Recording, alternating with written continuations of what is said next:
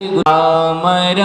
प्रणतमौलिमणिप्रभाणामुद्योतकं दलितपापतमोवितानं सम्यक् प्रणम्य जिनपादयुगं युगादावलं वनं भवजले पतताञ्जनानां यः संस्तुताः सकलवाङ्मयतत्त्वबोधा दुद्भूतबुद्धिपटुभिः सुरलोकनाथैः स्तोत्रैर्जगत्प्रीतयचित्तहरैरुदारैस्तोषे किलाहमपि तं प्रथमं जिनेन्द्रं बुद्ध्या विनापि विबुधार्चितपादपीठ स्तोतुं समुद्यतमतिर्विगतत्रपोऽहं बालं विहाय जलसंस्थितमिन्दुबिम्बमन्यः कैच्छति जनाः सहसा ग्रहीतुं वक्तुं गुणान् गुणसमुद्रशशाङ्ककान्तान् कस्ते क्षमाः सुरगुरुप्रतिमोऽपि बुद्ध्या कल्पान्तकालपवनोदत्तनक्रचक्रं को वा तरि तुमलमम्बुनिधिं भुजाभ्याम् सोऽहं तथापि तव भक्तिवशान्मुनीश कर्तुं स्तवं विगतशक्तिरपि प्रवृत्तः प्रीत्यात्मवीर्यमविचार्य मृगेन्द्रं नाभेति किं निजशिशो परिपालनार्थम् अल्पश्रुतं श्रुतवतां परिहासधाम त्वद्भक्तिरेव मुखरी कुरुते बलान् मां यत्कोकिलाः किल मधौ मधुरं विरौति तच्चाम्रचा रुकलिकानिकरैकहेतुः त्वत्संस्तवेन भवसन्ततिसन्निबद्धं पापंशणाशयमुपैति शरीरभाजाम्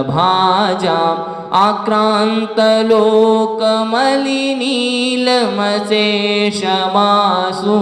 सूर्यांशुभिन्नमिव शार्वरमन्धकारं मत्वेति नाथ तव संस्तवनं मयेद मारभ्यते अनुधियापि तव प्रभावात् चेतो हरिष्यति सतां नलिनीदलेषु मुक्ताफलद्युतिमुपैति ननूदबिन्दुः आस्तान्तवस्तव नमस्तसमस्तदोषं त्वत्सङ्कथापि जगतां दुरितानि हन्ति दूरे सहस्रकिरणाः कुरुते प्रभैव पद्माकरेषु जलजा निविकासभाञ्जी नात्यद्भुतं भुवनभूषणभूतनाथ भूतैर्गुणैर्भुवि भवन्तमविष्टुवन्तः तुल्या भवन्ति भवतो ननु तेन किं वा भूत्याश्रितं यैह नात्मसमं करोति दृष्ट्वा भवन्तमनिमेषविलोकनीयं नान्यत्र तोषमुपयाति जनस्य चक्षुः पीत्वा पयाः शशिकरद्युतिदुग्धसिन्धो क्षारञ्जलं जलनिधेः रसितुं कैच्छेत् यैः शान्तरागरुचिभिः परमाणुभिस्त्वं निर्मापितस्त्रिभुवनैकललामभूत तावन्त एव खलु ते प्रणवाः पृथिव्यां यत्ते समानमपरं नहि रूपमस्ति वक्त्रं क्व ते सुरनरोरगनेत्रहारी निशेषनिर्जितजगत्त्रितयोपमानं बिम्बं कलङ्कमलिनं क्व निशाकरस्य यद्वासरे भवति पाण्डुपलाशकल्पं पूर्णमण्डलशशाङ्ककलाकलाप शुभ्रागुणास्त्रिभुवनं तव लङ्घयन्ति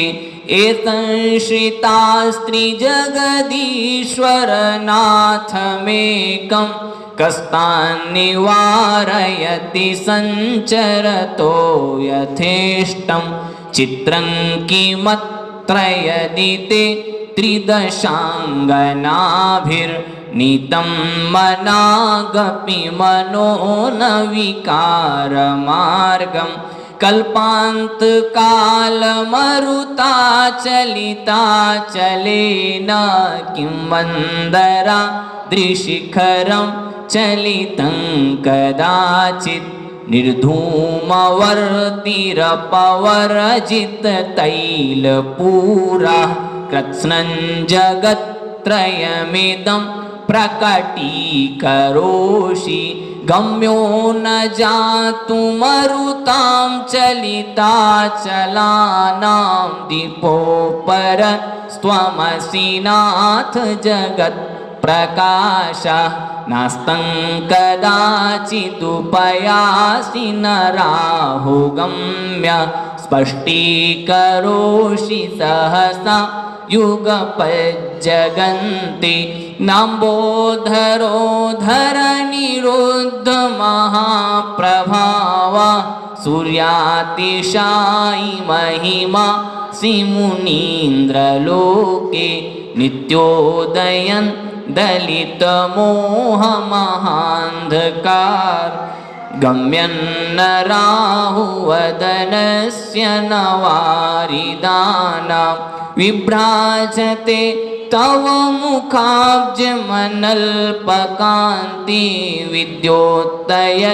जगदपूर्वशशाङ्कबिम्बं किं शर्वरीषु ससिनाः निविवत्स्वता वा युष्मन्मुखेन्दुदलिते श्रुतमासुनाथ निष्पन्नशालिवनशालिनि जीवलोके कार्यं कियत् जलधरैर्जलभारनम्रैः ज्ञानन्यथा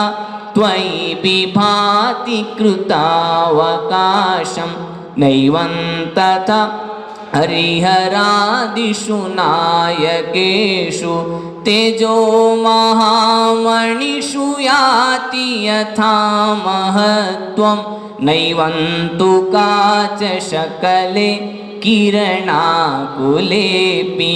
मन्ये वरन् हरिहरादय एव दृष्टा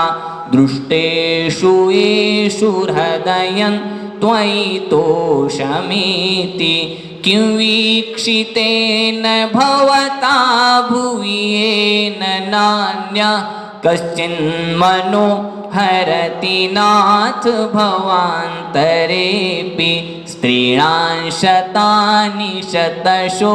जनयन्ति पुत्रान् नान्याः सुतं त्वदुपमं जननी प्रसूता सर्वादिशो दधति भानि सहस्ररश्मिं प्राच्येव दिग्जनयति स्फुरदंशुजालं त्वामामनन्ति मुनयः परमं पुमांस मादित्यवर्णममलं तमसः पुरस्तात् त्वामेव सम्यगुपलभ्य जयन्ति मृत्युं नान्यः शिवा शिवपदस्य मुनीन्द्रपन्थाः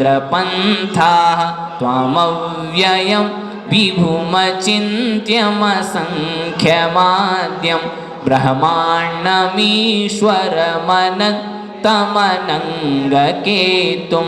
योगीश्वरं विदितयोगमनेकमेकं ज्ञानस्वरूपममलं प्रवदन्ति सन्तः बुद्धस्त्वमेव विबुधार्चितबुद्धिबोधात् त्वं शङ्करोऽसि भुवनत्रयशङ्करत्वा धातासि धीरशिवमार्गविधेर्विधाना व्यक्तं त्वमेव भगवन् पुरुषोत्तमोऽसि तुभ्यं नमस्त्रिभुवनार्तिहराय नाथ तुभ्यं नमः क्षितितलामलभूषणाय तुभ्यं नमस्त्रिजगतापरमेश्वराय तुभ्यं नमो जिनभवो दधिशोषणाय विस्मयोत्रयदिना मगुणैरशेषैस्त्वं संश्रितो निरवकाशतया मुनीश दोषैरोपात्तविविधाश्रयजातगर्वैः स्वप्नान्तरेऽपि न कदाचिदपीक्षितोऽसि उच्चैरशोकतरुसंश्रितमुन्मयूख मा भाति रूपममलं भवतो नितान्तं स्पष्टोल्लसत्किरणमस्ततमोवितानं बिम्बं रवेरिव पयोधर पार्श्ववर्तिः सिंहासने मणिमयूखशिखाविचित्रे विभ्राजते तव वपुः कनकावदातं बिम्बं वियद्विलसदंशुलतावितानं तुङ्गोदयाद्रिशिरसीव सहस्ररश्मेः कुन्दावदातचलचामरचारुशोभं विभ्राजते तव वपुकलधौतकान्तम् उद्यच्छशाङ्कशुचिनिर्झरवारिधार मुच्चैस्तटं सुरगिरेरिव शातकौम्भं छत्रत्रयं तव विभाति शशाङ्ककान्त मुच्चैस्थितं स्थगितभानुकरप्रतापं मुक्ताफलप्रकरजालविवृद्धशोभं प्रख्यापयत् त्रिजगतः परमेश्वरत्वं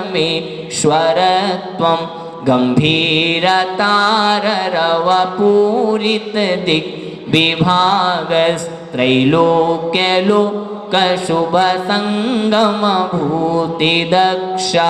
सद्धर्मराज जय घोषकाः सङ्खेदुन्दुभिर्ध्वनति ते यशसः प्रवादी नारसुन्दर नमे रुसुपारिजात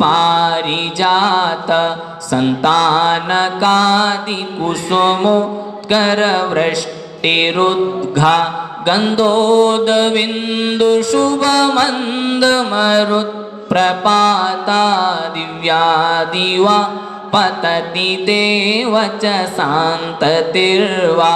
शुम्भत्प्रभावलय भूरि विभोस्ते लोकत्रये द्युतिमतान् द्युतिमाक्षिपन्ति प्रोद्यद्दिवाकरनिरन्तरभूरि संख्या दीप्त्या जयत् त्यपि निशामपि सोमसौम्यां स्वर्गापवर्गगममार्गविमार्गनिष्ठा सद्धर्मतत्त्वकथनैकपटुस्त्रिलोक्याः दिव्यध्वनिर्भवति ते विशदार्थ सर्व भाषा स्वभावपरिणामगुणैः प्रयोज्य उन्निद्रहे मनवपङ्कजपुञ्जकान्ति पर्युल्लसन्नखमयूखशिखाभिरामौ पादौ पदानि तव यत्र जिनेन्द्रदत्ताः पद्मानि तत्र विबुधाः परिकल्पयन्ति इत्थं यथा तव विभूतिरभूजिनेन्द्र धर्मोपदेशनविधौ न तथा परस्य यादृक्प्रभादिनकृताः प्रहतान्धकाराः तद्रकुतो ग्रहगणस्य विकासिनोऽपि स्योतन्मदाविलविलोलकपोलमूल मत्तभ्रमत् भ्रमरनादविवृद्धकोपम् ऐरावतावमिव मूर्धतमापतन्तं दृष्ट्वा भयं भवति नो भवदाश्रितानां भिन्ने भकुम्भगलदुज्ज्वलशोणिताक्त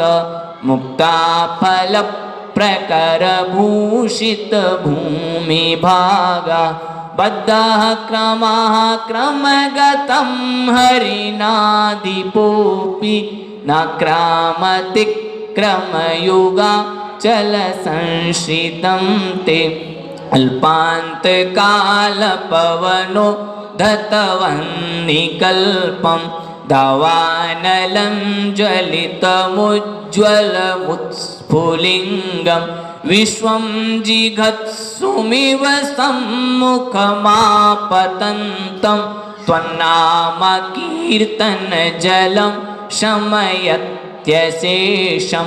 रक्ते क्षणं समदकोकिलकण्ठनीलं क्रोधोद्धतं फणिनमुत्फणमापतन्तम् आक्रामतिक्रमयुगेन निरस्तशङ्कस्त्वन्नामना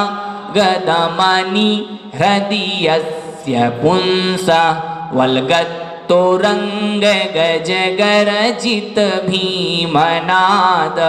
माजौ बलं बलवतामपि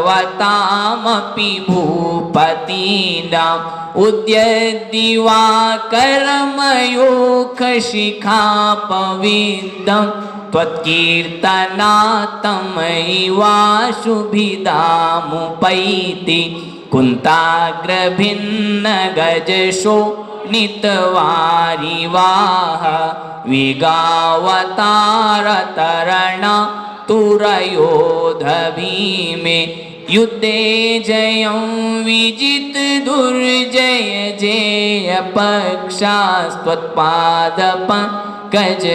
जेयपक्षास्त्वत्पादपङ्कजवनाश्रयिनो लभन्ते अम्भोनिधौ शुभितभीषणनक्रचक्र पाठीनपीठभयदोल्वणवाडवाग्नौ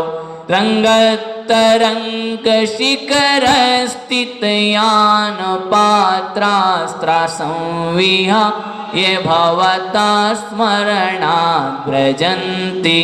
उद्भूतभीषणजलोदरभारभुम्नः शुच्यान्दशामुपगतास्त्युतजीविताशा